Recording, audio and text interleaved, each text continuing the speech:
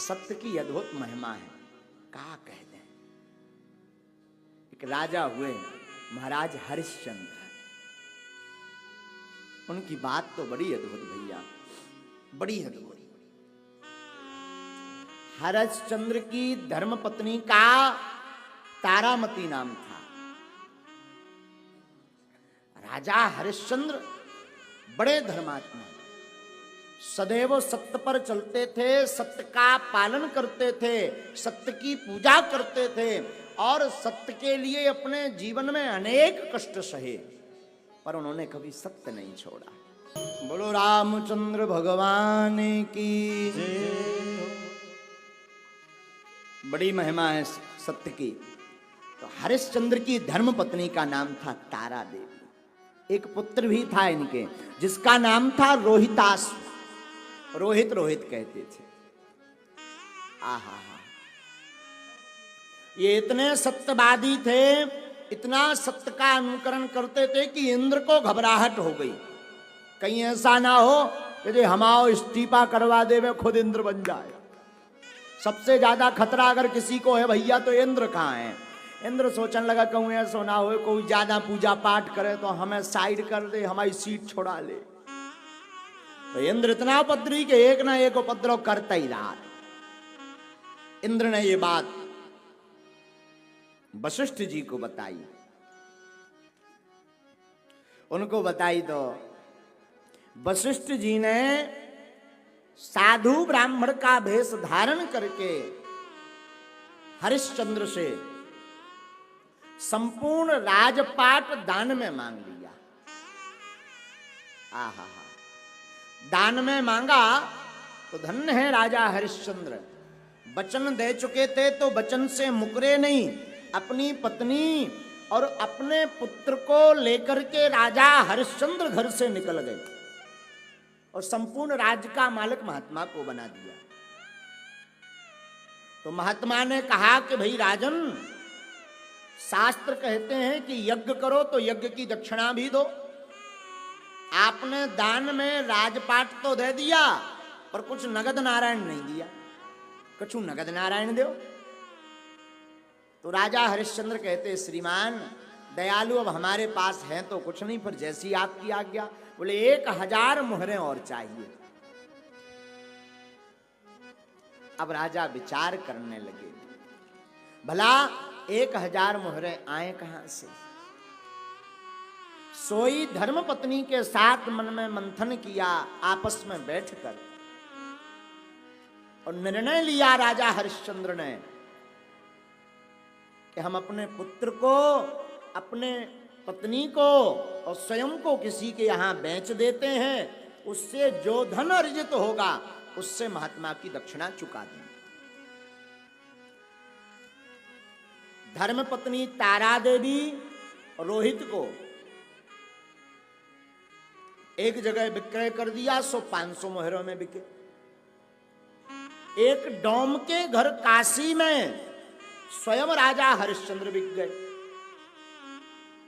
500 मोहरें वहां से ली और महात्मा को 1000 मोहरें देकर के प्रणाम कर लिया।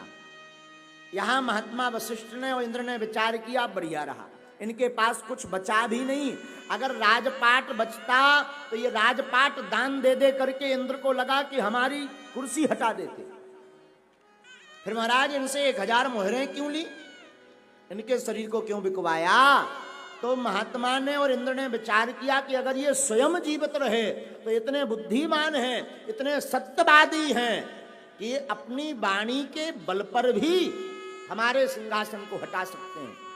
इसलिए इनके शरीर को, इनके पुत्र के शरीर को भी बिकवा दिया जाए ताकि दूसरे के अधीन हो जाए। राजा हरिश्चंद्र डोम के घर मेहनत करने लगे, सेवा करने लगे, काम करने लगे। पत्नी और पुत्र से बहुत दूर। पत्नी को समझाते राजा हरिश्चंद्र, देवी धर्म बड़ा कठिन है। और देवी याद रखना, प्राण निकल जाए पर हमारी सत्य की चर्चा न जाने पाए। वरना हम भगवान को सत्य श्री हरि नारायण सत्यनारायण को मुंह दिखाने के लायक नहीं बचेंगे। इसलिए तुम एक काम करना, अपने मन में मलाल मत लाना, पुत्र को ये आभास भी ना होने पाए। एक काम करना, तुम हमारा साथ देना। धर्म पत्नी रोती विचारी राजा हरिश्चंद्र के पास से चली गई। एक ब्राह्मण के घर पर दोनों बिखरे हुए रोहित और उसकी पत्नी वहां रहने लगी। धन्य है धर्म पत्नी, कभी पति की तरफ देखा नहीं मुड़ के। फिर पुत्र रोज पूछता, रोहित पूछता, अम्मा हमारे पिताजी कहाँ रहते? जो राज में रनवासे में रहने वाली रानी थी कभी तारामती, रनवासे में निवास करती, रजवाड़ा था, बोलचाल था, एक ओहदा था, एक लेवल था जहां हुक्म चलता था, हजारों सेवक सेवकाएं थी, वो आज स्वयं दासी बनकर के जीवन जीती। राजा हरिश्चंद्र भी कोई साधारण नहीं। राजा हरिश्चंद्र की क्या कहना साहब, इनके राज्य में कोई दुखी नहीं। राजा तो दूर की बात, प्रजा भी दुखी नहीं, क्योंकि जो सत्य की उपासना करता है उसके जीवन में प्रसन्नता होती है। और जिस देश का राजा सत्यवादी हो, जिस देश का राजा सत्यनिष्ठ हो, जिस देश का राजा सत्य कर्तव्य का परायण करता हो, जिस देश का राजा सत्य पर चलता हो, उस देश का कभी विनाश नहीं हो सकता। राजा हरिश्चंद्र सत्यवादी थे। हजारों दासियां, हजारों सेवक, फिर भी राजा एक डॉम के घर पर नौकरी करते। हरिश्चंद्र, डॉम ने क्या काम दिया? मरघट पर बैठो, कोई मुर्दा आए ना तो बिना पैसा लिए उस मुर्दे को जलने मत देना। विधि का लेख तो बड़ा विचित्र होता। इंद्र को लग रहा था कि मेरा सिंहासन ये छुड़ा सकता। इंद्र को भय था, इंद्र को संदेह था, क्योंकि यह एक बात याद रखना मेरे परमात्माओं, साधुओं, एक बात याद रखना, देवताओं को अगर कोई परास्त कर सकता तो आपका सत्य, देवता अगर पराजित हो सकते तो आपके सत्य से। इंद्र को भय था, इंद्र प्रसन्न है, इंद्र को अब खबर नहीं, लेकिन संत तो जानते हैं, भगवंत तो जानते हैं कि जीत, देखो ध्यान रखना, सत्य परेशान हो सकता, परास्त नहीं। डॉम के घर राजा हरिश्चंद्र, काशी में क्यों? वैसे इनका पूरा पृथ्वी पर राज्य था, पर कहते हैं काशी त्रिशूल पर बसी है। काशी विश्व के जो मैप है उससे बाहर है। तो राजा हरिश्चंद्र काशी में मरघट पर बैठ करके मुर्दों के जलाने का दमड़ी लेते थे। दमड़ी, ढेला, दमड़ी, ये चला करता था पहले के जमाने में। विधि की घटना साधु जी बड़ी विचित्र होती। एक दिन रोहित को एक सर्प ने काट लिया, और काटा सो तो ठीक, पर इतना विषैला सर्प कि रोहित के प्राण निकल गए। अब बेचारी तारामती रोए बिलखे, बालक को अपनी गोद में लिए। पति तो कहीं और है, कुछ कह नहीं सकती, करे भी तो करे क्या? बार बार याद करे, क्या करूं? तब तक किसी ने सलाह दी, इस माटी को लेकर के कहां भाग रही है, कहां घूम रही, जा इसका अंत्येष्टि क्रिया कर, इसको अब जला, अब ये मिट्टी है, तुम्हारा पुत्र तो गया।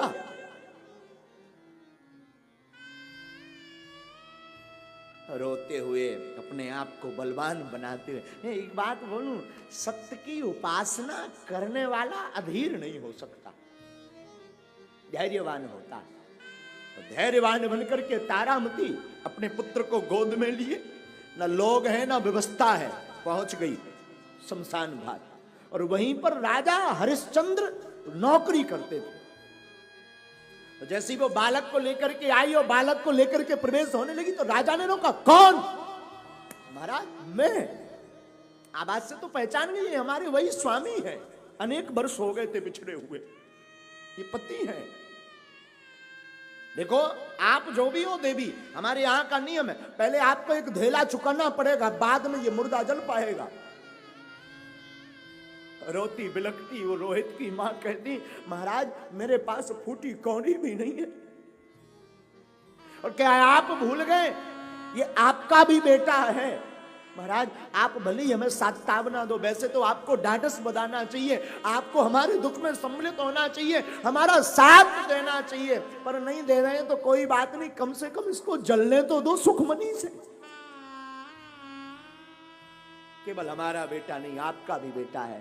तो राजा हरिश्चंद्र कहते, देवी मुझे पता है पर मैं करूं क्या, मैं तो सत्य का उपासक हूं, मैं बिक गया हूं और वाणी कभी वापस नहीं आती। और हमारे मालिक का नियम है, उन्होंने मुझे आज्ञा दी, शिष्य वही है जो गुरु आज्ञा का उल्लंघन ना करे, और नौकर वही है जो मालिक की आज्ञा का उल्लंघन ना करे, और भक्त वही है जो भगवान वेद की वाणी का उल्लंघन ना करे, वरना सब व्यर्थ है। राजा हरिश्चंद्र कहते, देवी मैं जानता हूं ये मेरा बेटा है, मेरा खून है, पर मैं तब तक नहीं कर सकता, इसको जला नहीं सकता जब तक तू एक धेला नहीं चुकाएगी। रानी कहती, महाराज मैं दूं तो दूं कहां से?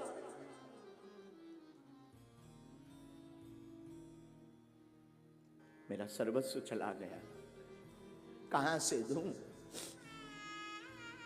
कहां से दूं? और कथा कहती, महाराज रानी ने मन में विचार किया, एक काम करते हैं महाराज, मेरे पास है कुछ नहीं, साड़ी भी एक है, मैं पूरी साड़ी उतार दूंगी तो मर्यादा टूट जाएगी, लोग हंसेंगे मुझ पर, आप पर, कि मैं आपकी धर्मपत्नी हूं। एक काम कर सकती हूं क्या, मैं अपनी साड़ी को पूरी साड़ी से आधी फाड़ देती हूं, आधी साड़ी को आप उधार के रूप में रख लीजिए, आधी साड़ी मैं पहन करके जीवन जी लूंगी, पर मेरे बेटे का शरीर जल जाने दीजिए। हरिश्चंद्र कहते, ये ठीक है, ये ठीक है, और धन्य है धर्म पत्नी हो तो ऐसी, धन्य है धर्म पत्नी। क्या धर्म की निष्ठा है साहब, धर्म पत्नी वही है जो पति की प्रत्येक परिस्थिति में साथ दे। और जैसी साड़ी का पल्लू फाड़ना प्रारंभ किया, ठाकुर से रहा नहीं गया, भगवान श्री हरि नारायण और इंद्र के साथ लेकर के प्रकट हो गए सामने, गले से लगा लिया इंद्र ने, संतों ने गले से लगा लिया। भाई कुछ भी कहो, सत्य में आखिर जीत तो होती है, सत्य की जीत होती है।